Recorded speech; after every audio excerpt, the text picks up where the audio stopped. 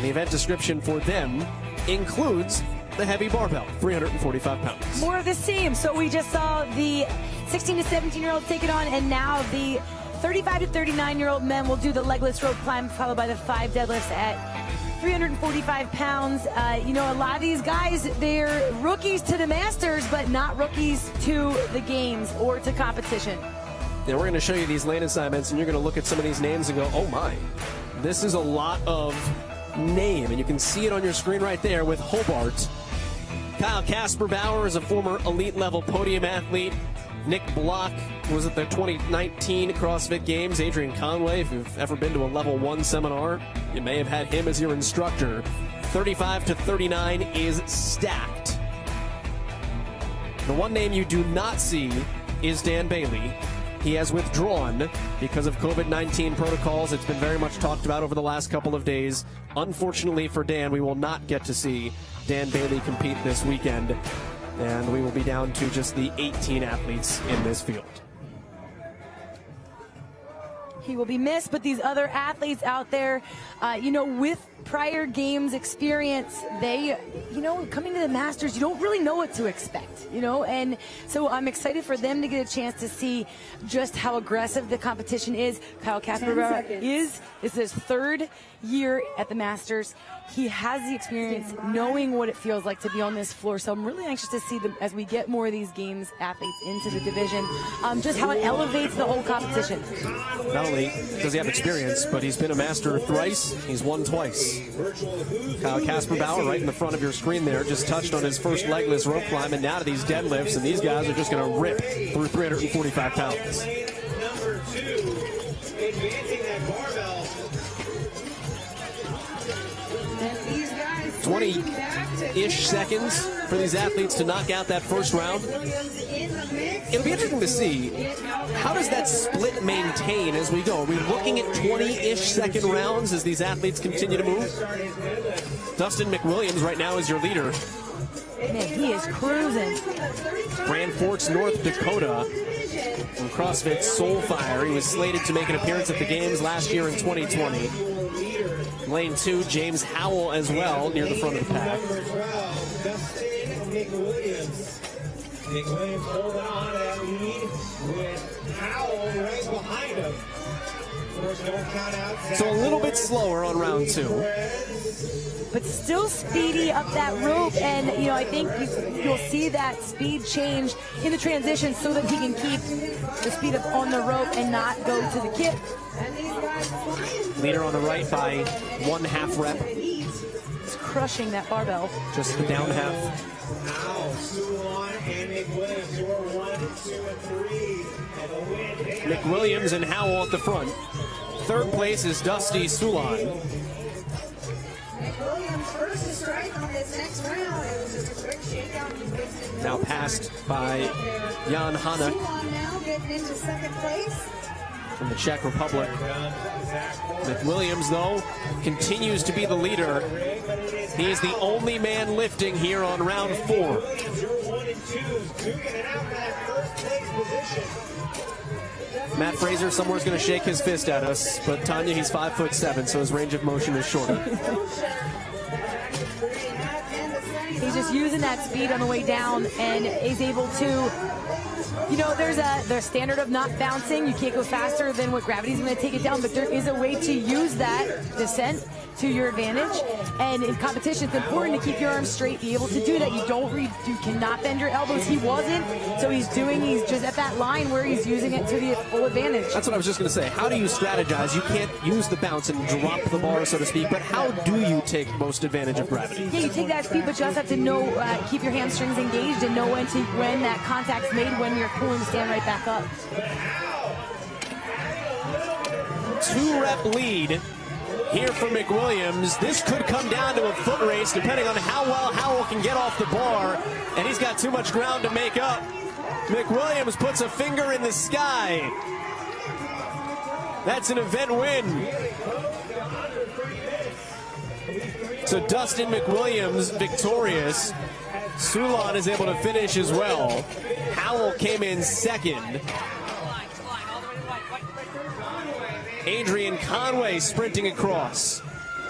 3 3 minutes and 20 seconds unofficially. Casper Bauer jogs toward the finish. McMaster is done.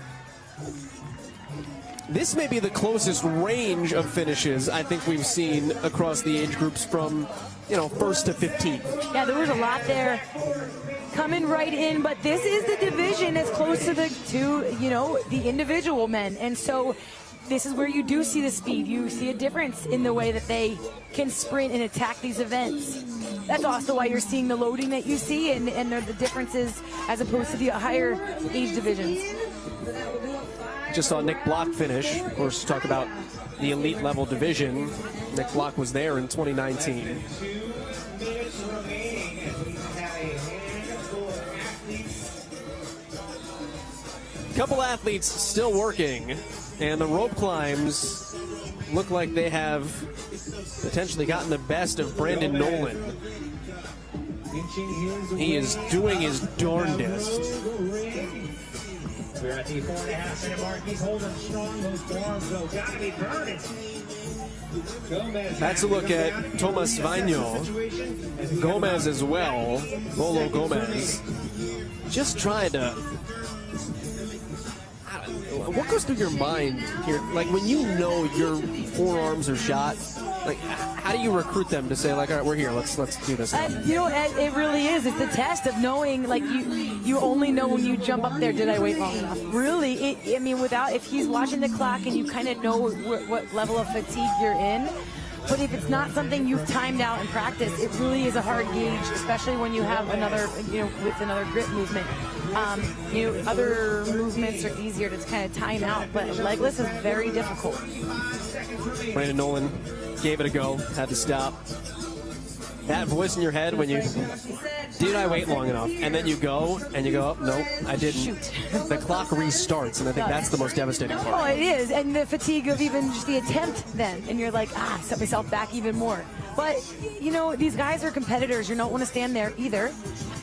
You don't want to wait too long, and you're like, man, if I can get one, and I can make one more attempt and get that rep to count. Well, if you're going to go, you got to go. 10 seconds left. Nolan is done with 5 seconds remaining. No one else will make an attempt, so the cap for a couple of athletes here in the 35 to 39 age bracket. So it was really Howell with the early lead. We watched, he was just really smooth. But with this sprint, you had to keep your tempo. You had to keep your speed through all 5 rounds. That's what McWilliams did on the barbell, on the rope. But, that speed that he came back to every single round looked similar to the first. The only time we saw a speed change was in the transition. But when it came to the movements, it was all sprint. That's what earned him the 100 points in event number 2. And Dustin McWilliams is down on the field with Amanda Krenz. Dustin, you had some time to think about event 2, the one you just finished, after you had completed event 1 this morning. So what did you focus on? I just tried to get up the rope as fast as I could, because I knew I'm pretty good at those, and then try and stay unbroken on the deadlifts and make the transitions fast, not lollygag around. This is only event 2. There's a lot of competition left. What are you going to focus on as far as strategy, and maybe even what your expectations are for yourself? I think I'll take every workout a little bit differently, I think. Play to my strengths, play to my weaknesses. And I'm excited for the snatch workout next. I'm not going to do super great in it, but it's just a fun event to do, 1 rep max. So, yep. Look forward to watching you. Good luck. Thank you. Just like on the men's side, you're going to see a lot of names here that you know and are very familiar with. The weight, it's heavy. The weight stays the same for these ladies. They are still going to have that 215-pound barbell. They have the legless rope climb, 5 rounds per time. We have a 6-minute time cap. But we're going to see a lot of ladies that we have seen in the past. Take a look at your lane assignments. I was stuck on standings and leaderboard, and I knew those weren't right. Take a look at your lane assignments. Whitney Galin, former individual games athlete at the elite level. Aneta Tucker lives in the UK, competes under the Czech Republic flag. Brie Gaipa qualified last year, finally able to make her debut here this season in 2021. Second page, April Payne was the winner in this age group at the Masters Fitness Collective Championships, that CrossFit-sanctioned Masters event that happened last year without the games. Corinne Lemieux has been here many times. And Chelsea Hughes, actually good for her to be able to compete, because at 2017 at the games was injured, never got to. Kelley Jackson out of St. Louis, and April Payne, mentioned Brie Geipa as well. Stand by.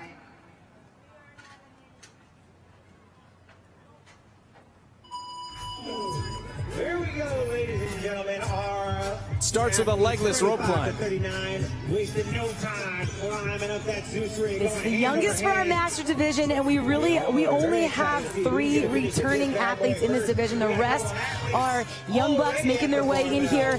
With everything that happened last year, they're masters this year, so they're in, and so it's great to see some of these names. You know, you don't hear them for a few years, but that doesn't mean they stop training. They absolutely don't. They've just gotten better as well. So here's their time to kind of show what they've been doing. And, you know, there's always a lot of hype with the 35 to 39 division, because it is. You're like, am I really a master? These ladies are masters, but they are competing just as much as any other individual athlete, putting the time in, because it is such a competitive division. Some of these athletes speaking about, you know, the hours of training, 2-3 sessions, 2 hours a day. Being in the younger division, they're still capable of putting in that volume. This is Christelle L. Debs. I don't know this for a fact, I just know it's true. She is from Guadeloupe, an island in the Caribbean, France. The only one we've had here at the CrossFit Games in some time. She gets to represent. 36 years of age from Guadeloupe. Composure on the field is what I'm seeing. These athletes know that they don't want that sticky point that they were just watching some of the younger division hit on the legless. So the name of the game is commit when you're ready to that rope. Aggressive short pulls here. What's the difference for you between the slower, bigger pull and that real quick, small bite? Time under tension. If you have the capacity to be that quick and the strength in your grip and your arms to hold on, your arms are bent like that, so it's a lot in your bicep. Your back is to stay tight. But if you can be quick, it's so much less time under tension. That's what you want. Kelley Jackson now just ripping out these deadlifts, her 4th CrossFit Games here this year. She was team in 2016. Twice as an individual, most recently in 2015. Member of the CrossFit seminar staff. If you sign up to take your L1, your L2, you might run into her. Lauren Gravatt currently in 2nd place, and again you see those quick stabs, but then as you get to the top, it comes down to what's left in the tank. And watch how her arms lengthen, then it's hard to hold that L position in your arm, that bent elbow, and that's what happens as soon as that you kind of let go there. You have to rely on the kip from your hips, because you no longer have that pull in your arms, and that, you know, it's happening right around that 15-foot range, where that's what we kind of wanted to see, what was going to happen with these legless with that extra height. Yeah, it's the difference in the test. We know what a 15-foot rope climb looks like. Let's add 5 feet. In the qualifiers, they weren't tested with legless, but they were tested with quite a few rope climbs after those GHDs, which were a big effect on the legs. You know, might as well have been about legless. That was the when your legs were trashed. Kelley Jackson in lane 16, still moving toward the front of the pack. The most recent of now 3 athletes to have rolled their barbells forward onto round 5. Christelle L. Debs right now just trying to buy some time before climbing the rope here. Trying to maintain this lead more than halfway through this event. Final legless rope climb, but we have seen these to be very challenging. Gravatt on the left. Running out of gas for L. Debs. L. Debs is in trouble on the right. Lauren able to touch on the left, and L. Debs right now is giving up. So a no rep for L. Debs. That is absolutely massive. And it opens up the door here for Lauren Gravatt to just cruise through for a potential event win. Although she gets beat down on the outside. Kelley Jackson, who had been watching in 3rd place, took the opportunity with those two going head-to-head to sneak up behind. Annetta Tucker finishes as well. And that's a spread on the field when you're that far away, not being able to, not seeing what else is going on. And I said it earlier, seems like I think it was hours ago, that when they're all out here, everybody in your division, you know exactly what the standings are going to be for your event or for this event when you're looking around. So, way to sneak in there, Kelley Jackson. Well, and sometimes if you've got a competitor right next to you, hey, I'm head-to-head with you, I'm head-to-head with you. You're worried about yourselves. Somebody down 8-9 lanes slides right in. Not the first time, Joel, and it won't be the last. And now Debs has hit a wall after just crushing the beginning of this event. And that's the shame. Like, that is it. It's not just a no rep and you just pick the barbell back up again. You wait, and it's costly. It's so costly. Done in lane 17. So Chelsea Hughes will finish. Is it Whitglin? Yeah, Whitney Galin. Also done. I know she's a good deadlifter because gave me a couple tips when I dropped in once. But did you listen to her? Sometimes. You're a good athlete. Carrie Lee finishes. 15 seconds left to go here.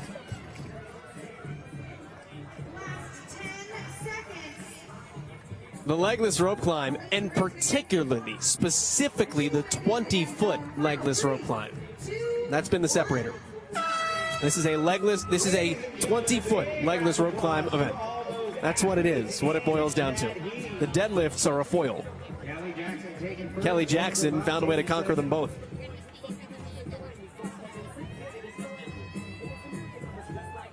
It is an event win for the woman from Gambit. Here we go, ladies and gentlemen. Kelley Jackson early on was just aggressive on the barbell. El Dibs was who we were watching though here with her rope climbs. She got back to the bar, looked to be your early leader, but that tempo was not enough for her because Kelley Jackson, she had a little bobble there on that fall. Looks like she had a little limp, not sure. She had to walk off that ankle, but it didn't do too much because she was able to keep up. Looked strong on those legs on her deadlift. That was something we missed there off the rope. And even with the bobble, she was able to squeak in under El Dibs and Gravatt. We were watching their little race there. Kelley Jackson is with Amanda Krenz. So often throughout the day, Kelley, we've been talking about athletes who just put their head down and they go during this workout. But you admittedly said slow and steady was the key for you. So why is that? The deadlift was a comfortable weight, but it can tax your grip. 20-foot rope climbs are something that I'm not super familiar with, so I just needed to be smart on the rope, and so I broke up the deadlifts, which probably put me back of the heat early on. But I was able to maintain my speed throughout, and so it came down to like who's willing to get on the rope a little faster. You talked about having to be smart in an event like this, and quite frankly, probably every event you need to be smart, which comes with age.